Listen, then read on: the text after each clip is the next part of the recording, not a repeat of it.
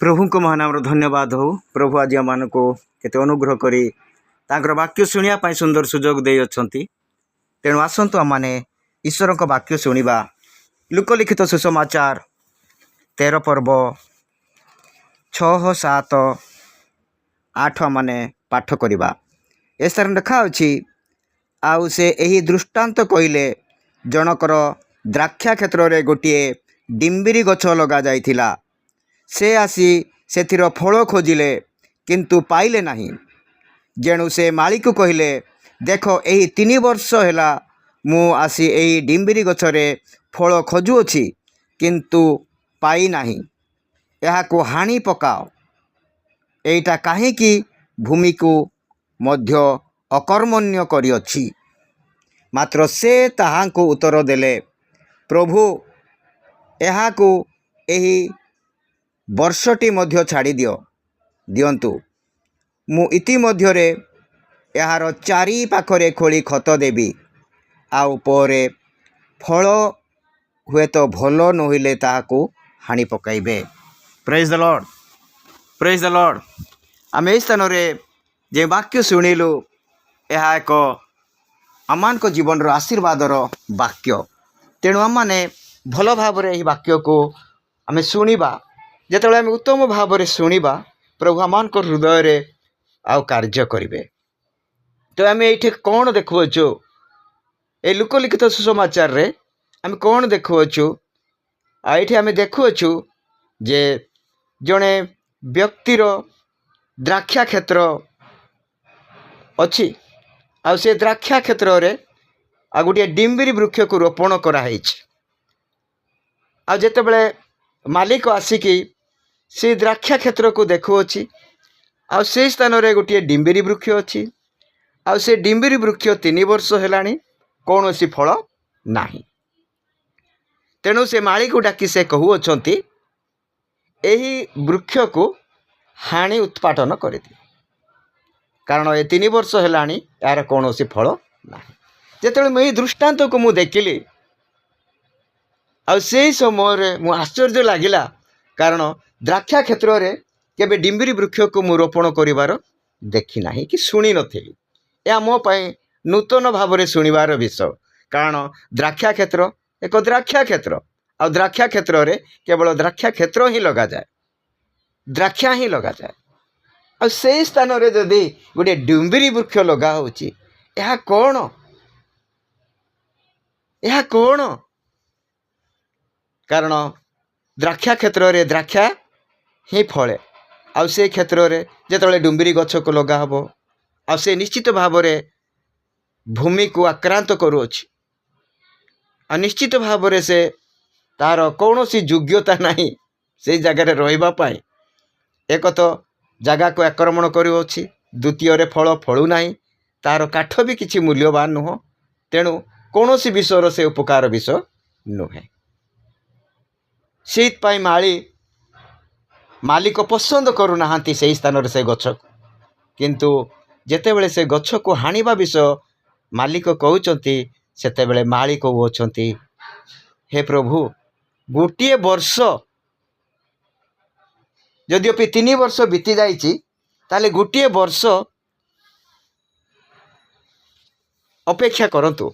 आ ए गछ को मु खोलिबी, खत देबी, आउ फल फलिबा निमंते मु चेष्टा करिबी। तो आम ये देखुचु मालीर हृदय आ मालिकर हृदय। मालिकर हृदय गछ को उत्पादन करने से चाहूँगी, किंतु मालीर हृदय जिते गोटे गछ को रोपण कराई, गोटे उत्तम जगार से स्थान पाई, तार कौन सी उत्तमता, तार कौन सी फल, तार कौन सी योग्यता नथिले मध्य से जदि गोटे उत्तम जगार जगह पाई, से जगार से कौन सी प्रकार ताक उत्पादन कर फिंगी देवाई से चाहूना।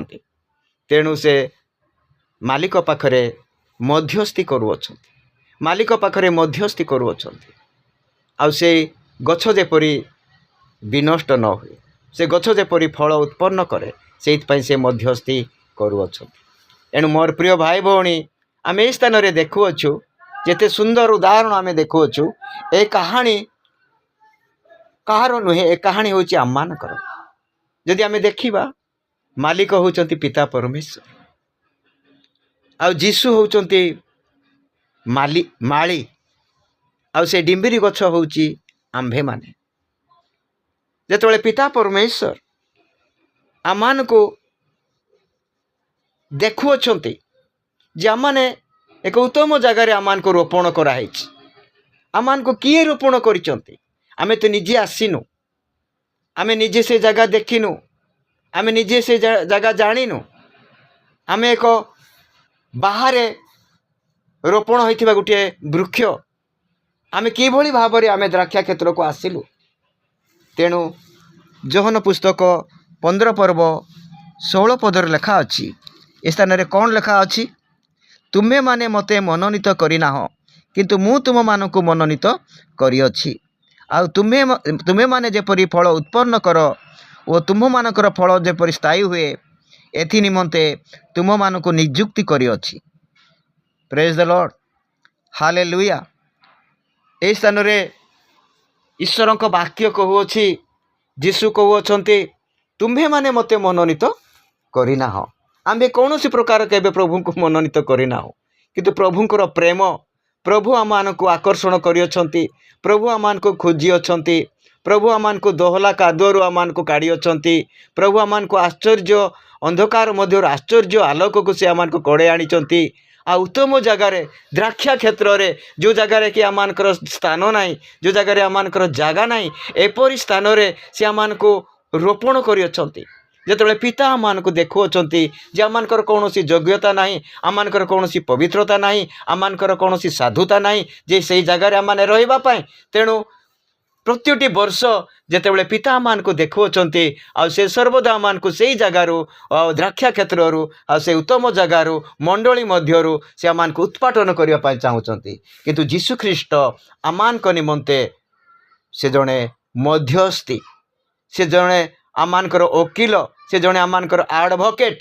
ସେ ଆମମାନଙ୍କ ପାଇଁ ସେ ମଧ୍ୟସ୍ଥି କରୁଅଛନ୍ତି। ଆମମାନଙ୍କର କୌଣସି ଯୋଗ୍ୟତା ନଥିଲେ ମଧ୍ୟ ସେ ଆମମାନଙ୍କ ପାଇଁ ମଧ୍ୟସ୍ଥି କରୁଅଛନ୍ତି। କାହିଁକି? କାରଣ ଗୋଟିଏ ବି ଆତ୍ମା ଯେପରି ବିନଷ୍ଟ ନ ହୁଏ, ଆଉ ପ୍ରଭୁ ସେ ଆତ୍ମା ଗୁଡ଼ିକ ଯେପରି ଶେଷ ଦିନରେ ଉତ୍ଥାପନ କରିବେ, ସେଇଥିପାଇଁ ଯୀଶୁ ଆମମାନଙ୍କ ପାଇଁ, କାରଣ ଯୀଶୁ ଆମମାନଙ୍କ ପାଇଁ ସେ ଜୀବନ ଦେଇଅଛନ୍ତି, ସେ ଆମମାନଙ୍କ ପାଇଁ ପରିତ୍ରାଣ ଦେଇଅଛନ୍ତି। ତେଣୁ ସେ ପିତାଙ୍କୁ କହୁଅଛନ୍ତି, ଗୋଟିଏ ବର୍ଷ ଆଉ ତୁମେ ମୋତେ ସୁଯୋଗ ଦିଅ, ଗୋଟିଏ ବର୍ଷ ଆଉ ସେ ତୁମେ ଆମମାନଙ୍କୁ ସୁଯୋଗ ଦିଅ। କାରଣ ବାକ୍ୟରେ ଲେଖା ଅଛି ଯେ ଏବ୍ରୀ 9 ପର୍ବ 15 ପଦରେ ଲେଖା ଅଛି। ଏବ୍ରୀ 9 ପର୍ବ 15 ପଦରେ ଆମେ ଟିକେ ପାଠ କରିବା। କ'ଣ ଲେଖା ଅଛି? 9 ଆଉ ଏହି କାରଣରୁ ସେ ନୂତନ ନିୟମର ମଧ୍ୟସ୍ଥି ହୋଇଅଛନ୍ତି, ଯେପରି ପ୍ରଥମ ନିୟମକାଳୀନ ଅପରାଧ ମାର୍ଜନାର୍ଥେ ମୃତ୍ୟୁ ଭୋଗ କରାଯାଇଥିବାରୁ ଆହୁତ ଲୋକମାନେ ଅନନ୍ତ ଅଧିକାର ସମ୍ବନ୍ଧୀୟ ପ୍ରତିଜ୍ଞାର ଫଳ ପ୍ରାପ୍ତ ହୁଅନ୍ତି। ପ୍ରେଜ୍ ଦ ଲର୍ଡ। ପ୍ରଭୁ ଆମମାନଙ୍କ ପାଇଁ ନୂତନ ନିୟମର ମଧ୍ୟସ୍ଥି ହୋଇଅଛନ୍ତି, କାରଣ ଅନନ୍ତକାଳୀନ ଅଧିକାର ନିମନ୍ତେ ଆମମାନେ ଯେପରି ପ୍ରତିଜ୍ଞାର ଫଳ ପ୍ରାପ୍ତ ହଉ। କାରଣ ସେ ଆମମାନଙ୍କ ନିମନ୍ତେ କ୍ରୁଶରେ ହତ ହୋଇଅଛନ୍ତି। କାରଣ ଗୋଟିଏ ବର୍ଷ ଯେଉଁ ସେ ଆମମାନଙ୍କୁ ଅପେକ୍ଷା କରୁଅଛନ୍ତି, ଆଉ ସେହି ସ୍ଥାନରେ ମାଳି କହୁଛନ୍ତି, ମୁଁ ତାହାକୁ ମୁଁ ଖୋଳିବି ଆଉ ଖତ ଦେବି, ଆଉ ତାହାକୁ ମୁଁ ଫଳ ଫଳିବା ପାଇଁ ସାହାଯ୍ୟ କରିବି। କାରଣ ଏହି ସ୍ଥାନରେ ଯୀଶୁ ଆମମାନଙ୍କ ପାଇଁ ରକ୍ତ ଦେଇଅଛନ୍ତି, ଏହି ସ୍ଥାନରେ ଯୀଶୁ ଆମମାନଙ୍କ ପାଇଁ ଜୀବନ ଦେଇଅଛନ୍ତି, ଏହି ସ୍ଥାନରେ ସେ ଆମମାନଙ୍କ ପାଇଁ, କେବଳ ଆମମାନଙ୍କ ପାଇଁ ଆପଣାର ବହୁମୂଲ୍ୟ ଜୀବନକୁ କ୍ରୁଶ ଉପରେ ବଳୀକୃତ କରିଅଛନ୍ତି। ତେଣୁ ଆମମାନଙ୍କର ଜୀବନ ଯେପରି ବିନଷ୍ଟ ନ ହୁଏ, ପ୍ରଭୁ ଆମମାନଙ୍କର ବିନଷ୍ଟତା ଚାହୁଁନାହାନ୍ତି। ତେଣୁ ପ୍ରଭୁ ଆମମାନଙ୍କ ଜୀବନରେ ସେ ପିତାଙ୍କଠାରେ ମଧ୍ୟସ୍ଥି ହୋଇଅଛନ୍ତି, ସେ ଆମମାନଙ୍କୁ ଆହୁତ କରିଅଛନ୍ତି, ସେ ଆମମାନଙ୍କୁ ମନୋନୀତ କରିଅଛନ୍ତି। ଦ୍ରାକ୍ଷା କ୍ଷେତ୍ର କ'ଣ ଆମମାନେ ଜାଣିନୁ, ଉତ୍ତମ ସ୍ୱର୍ଗରାଜ୍ୟ କ'ଣ ଆମମାନେ ଜାଣିନୁ। ପ୍ରଭୁ ଆମମାନଙ୍କୁ ଆପଣା ରାଜ୍ୟରେ ସ୍ଥାପନ କରିଅଛନ୍ତି, ଆମ୍ଭେମାନେ ଯେପରି ଖ୍ରୀଷ୍ଟଙ୍କ ହେତୁ ପ୍ରତିଜ୍ଞାର ଫଳ ପ୍ରାପ୍ତ ହୋଇପାରୁ। आउ प्रभुंक हेतु प्रचुर ख्रीष्टंक ठारे आमने फल प्राप्त हो पारो से आम को मनोनीत करिअछंती आम्बे ताहाकु मनोनीत करिनाहु आमने जेपरि प्रचुर फल फल फलिबा सेइतपई से आम को मनोनीत करिअछंती। यही उदाहरण जितेबले मु देखुअछि सेतेबले जीशु आमान पाई कि प्रकार भाव से आमान को अनुग्रह देवा निमंते कि प्रकार भाव से आमान को मनोनीत करिअछंती कि प्रकार भाव से आमान को रोपण करिअछंती। यह होछि आमान को जीवन पाई एक अनुग्रहर विषय। आमे अनुग्रह पाइअछु ख्रीष्टंक ठारे आमे अनुग्रह पाइअछु से आमानको अनुग्रह देइ अछंती। आमानकर योग्यता नाही आमानकर पवित्रता नाही आमानकर साधुता नाही आमानकर उत्तमता नाही तथापि से आमानको धार्मिक करबा निमंते से आमानको पवित्र करबा निमंते से आमानको आनंदनीय करबा निमंते आमाने जेपरि ख्रीष्टंक ठारे प्रतिज्ञा जीशु होउछंती जणे प्रतिज्ञा आ जीशु ख्रीष्टंक ठारे आमे जेपरि प्रतिज्ञार फल प्राप्त हो आ पितांक ठारे जेपरि आमे विनष्ट न होई आमने स्थायी हो एथिपाई से आमानक पाई जणे आमानकर मध्यस्थी से होउछंती जीशु ख्रीष्ट। तेणु ईश्वरंकर अनुग्रह पाई मु प्रभु को धन्यवाद दिए। मोर प्रिय भाई भौणी जेते जण ए वाक्य को आमे सुनुअछु प्रभु आमान को की प्रकार भाव रे अनुग्रह देइ अछंती। तेणु आमाने जणे जणे अनुग्रहर पात्र।